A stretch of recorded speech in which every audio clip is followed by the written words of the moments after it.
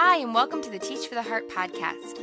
I'm your host, Linda Cardamus, and I'm here to give you the ideas and inspiration you need to overcome your teaching challenges and make a lasting difference in your students' hearts and lives. As you know, this first season has been all about classroom management strategies, about how to gain and keep your students' attention and minimize problems so you can focus on what really matters, teaching and making a difference. Last week, we talked about whole brain teaching and how it might be just what your class needs.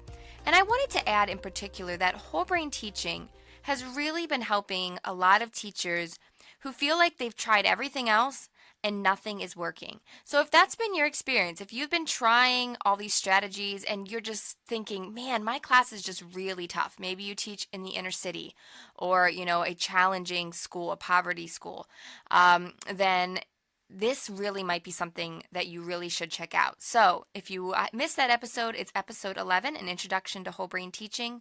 And you can find all the notes and additional information at teachfortheheart.com/podcast11. This week, though, is the last session of our first season, and today I thought we'd finish by getting super specific. We've been talking a lot about procedures and how important they are, and today I wanted to give you 10 specific procedures that can help your classroom run more smoothly. Now remember way back in episode 4, I believe it was, yes, episode 4, we talked about how to teach procedures to your students. So if for any reason you missed that episode, you'll definitely want to check that out because it doesn't do much good to have good procedures if you don't know how to teach them to your students. The key is to actually practice them, correct mistakes, and redo anything they did incorrectly. So definitely check back on episode 4 to review how to teach procedures. But today, as I said, we are actually going to give you some examples. So here's an example of 10 classroom procedures that may just make things run a little more smoothly. All right, number 1, this is what I did in my classroom. Tell kids they cannot use the restroom. Okay, I know this sounds crazy. Just hear me out for just a second.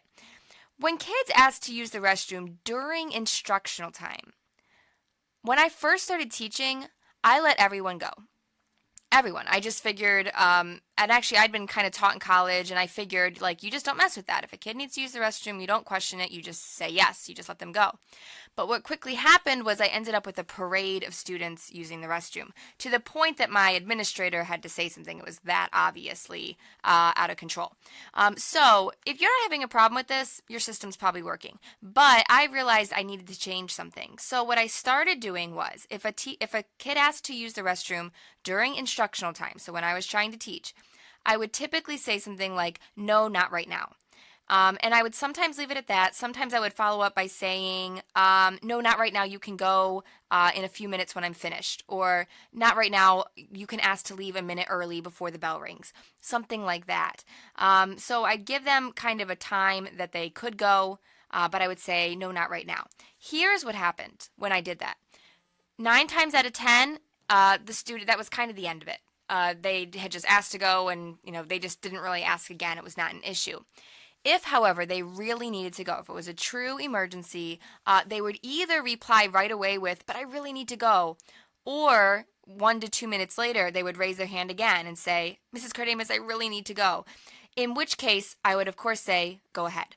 So that's one thing you might want to experiment with, depending on the age of your students, is either simply telling them, just starting out with no, and if they really need to, assume they'll ask again, or have some type of set time when you do allow them to use the restroom, and then if you just had a restroom break, don't expect them to be able to go right afterwards. Of course, the age of your students will certainly factor into that.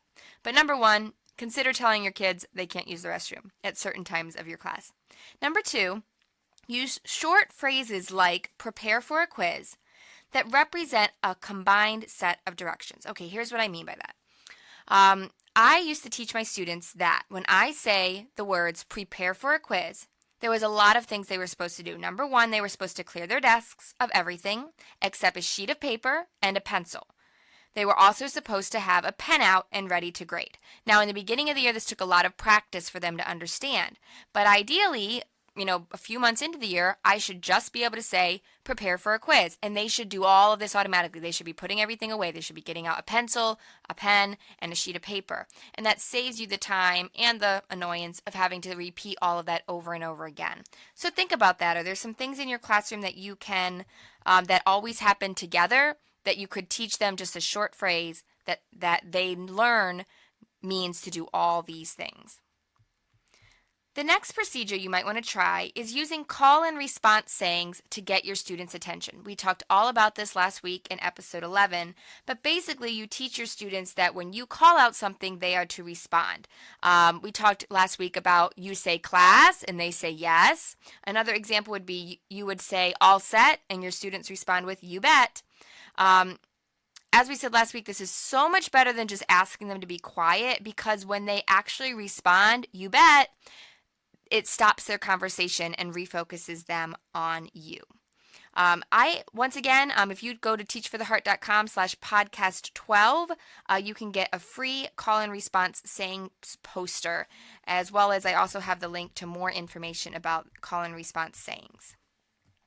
All right, the fourth procedure you might want to try is teach your students to use question marks when grading in class. Okay, I highly, highly recommend this procedure if you ever have your students grade something in class. I don't know if you've experienced this, but this happens to so many teachers where you're trying to just grade something simple in class and you've got about 10 questions about it. What if they have it spelled wrong? What if they forgot the negative sign? What if they have, green and it's actually supposed to be aqua? There's a million questions. So what I would do is teach them, instead of asking questions, just actually don't even take questions. Say, I'm not taking any grading questions. Put a question mark next to any one you're not sure is correct. So if they don't know if number 5 is right, put a question mark right next to number 5 and put a question mark at the top of the page, and I will look at it later. And that will save you so much time in class and also the frustration of trying to think of this all on your feet. So number four, teach your students to use question marks when grading in class. Number 5, go over any tests at the end of the period. All right. If you try to go over a test, I'm talking about when you hand back a test and you're going over it and showing the students their grade and maybe going over some of the answers. If you go over it at the beginning of class, you have no idea how long that's going to take. And sometimes you also open yourselves to students decide they want to argue about some of the questions, and it can end up taking, you might have planned this to take 10 minutes and it ends up taking half the class period or even the majority of the class period. Instead, what you want to do, if you want this to take 10 minutes, stop class 10 minutes early to go over it.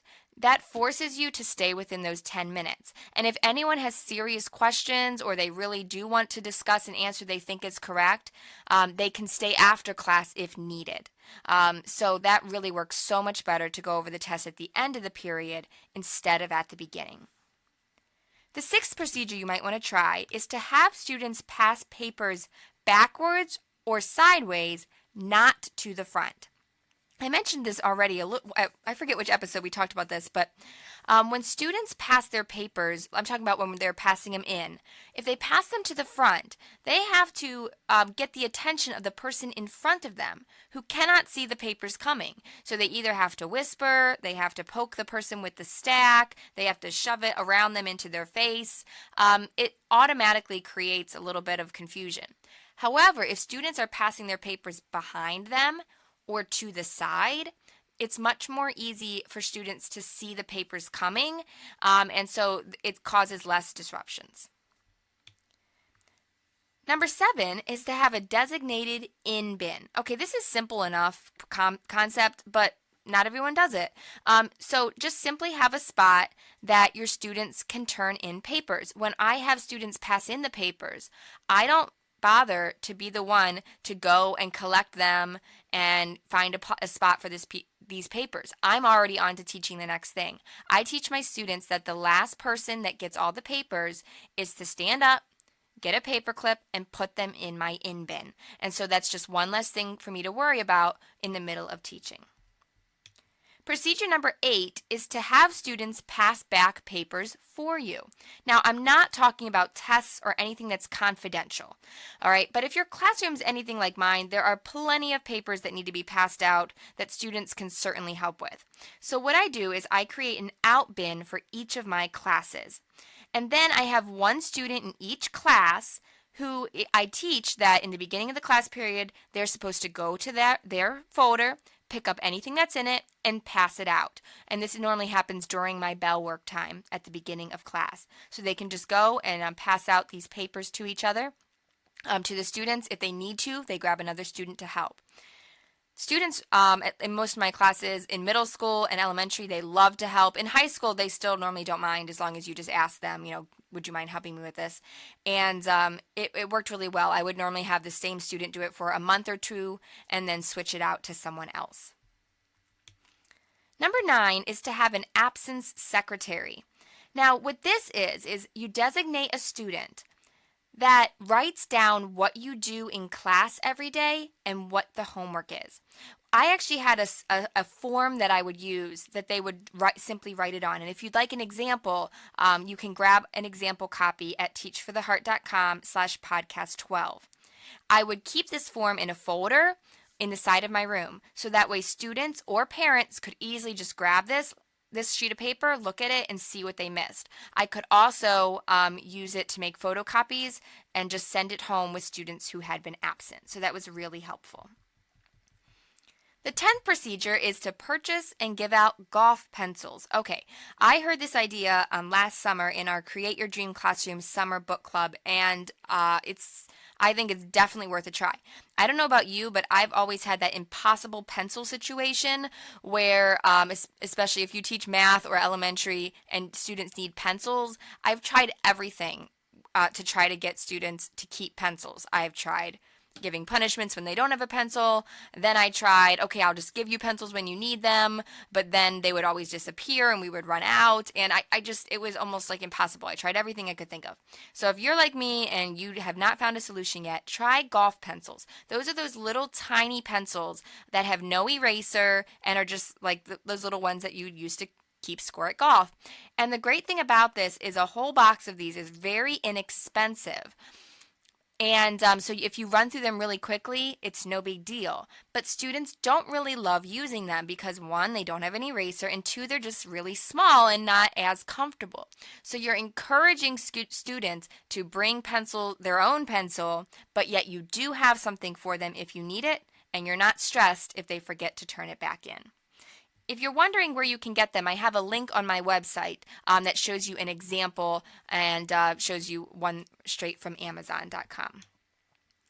So those are our 10 procedures. I'm going to add one more bonus procedure because if I'm remembering correctly, we haven't really gotten a chance to talk about start of class procedures in this season yet, and that is such an important piece of classroom management. I want you to think right now, how do you start your class? If you start your class by taking attendance or just jumping into lecture, chances are it's a little bit chaotic. I strongly recommend starting class with some type of bell work or start of class activity.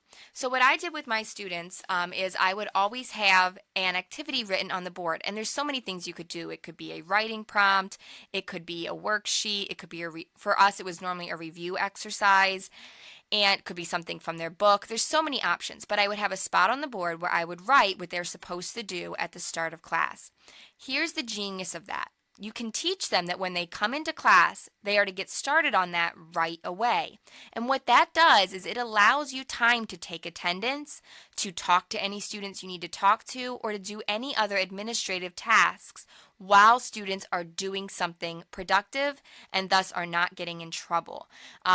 As opposed to if you're trying to just take attendance and do other stuff and students are kind of just sitting there watching you, you're asking to have a lot of problems. So I definitely recommend thinking about that. And actually, I will link to a whole article where I go into that in more detail. So check that out. Once again, I'll link to that article in the notes at teachfortheheart.com/podcast12. As we wrap up this first season, let me invite you one more time to check out the mini course. If you haven't done so yet, you can get my classroom management mini course absolutely free at teachfortheheart.com/mini course. This also includes an invitation and a special offer for Classroom Management 101. Classroom Management 101 is my complete organized system in an online course. It makes sure you understand all the elements of classroom management and walks you step by step through the process of developing and implementing a strong classroom management plan. So if you feel like you've learned a lot but you're missing a few of these elements or you're just not sure how to put it all together, you'll definitely want to check out the mini course and then check out Classroom Management 101. Once again, the notes for this episode and all the links are at teachfortheheart.com/podcast12. I really hope you've enjoyed this season. If you have, could you help us out and leave a review either on iTunes or Stitcher? Once again, that helps other teachers find the show and helps spread the word. Until next time, stay tuned for announcements regarding the next season and some possible bonus episodes. I'd also love to hear from you regarding what you'd like to discuss next. You can leave a comment at teachfortheheart.com/podcast. Looking forward to our next season. In the meantime, keep growing, keep striving. You really are making a difference.